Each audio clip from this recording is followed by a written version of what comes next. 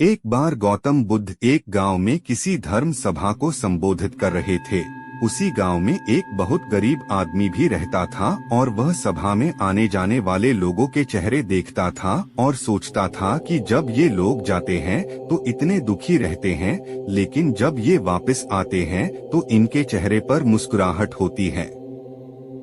वह गरीब आदमी वही सड़क के किनारे रहता था और उस गरीब ने सोचा कि भगवान बुद्ध सबकी मुसीबतों का हल निकाल देते हैं, तो क्यों न मैं भी अपनी बात उनके सामने रखूं।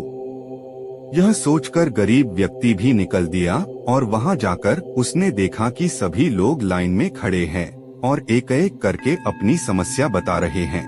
भगवान बुद्ध उनकी समस्या का समाधान हंसते हंसते कर रहे हैं।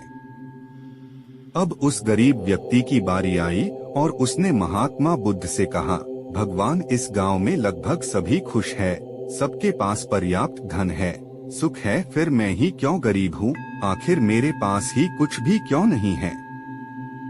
इस पर भगवान बुद्ध ने मुस्कुराते हुए कहा, तुम गरीब इसलिए हो क्योंकि तुम किसी को कुछ देते नहीं हो।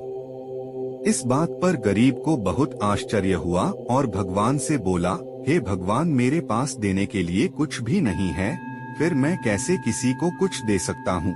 मेरा तो खुद का गुजारा ही नहीं होता, फिर मैं किसी को भला क्या दे सकता हूँ?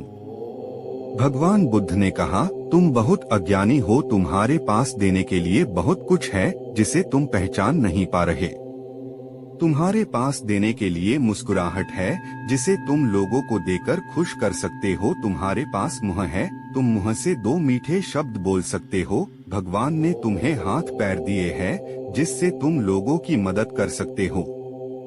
ईश्वर ने जिसे ये चीजें दी है वह इंसान कभी गरीब नहीं हो सकता। गरीब होना तो सिर्फ तुम्हारा एक भ्रम है, इसे निकाल दो, यह सिर्फ तुम्हारी कल्पना है। इंसान जैसा सोचता है वैसा ही बन जाता है, इसलिए तुम भी ऐसे ही बन गए हो। भगवान गौतम बुद्ध की बातें सुनकर गरीब व्यक्ति बहुत प्रसन्न हुआ और मुस्कुराता हुआ चला गया।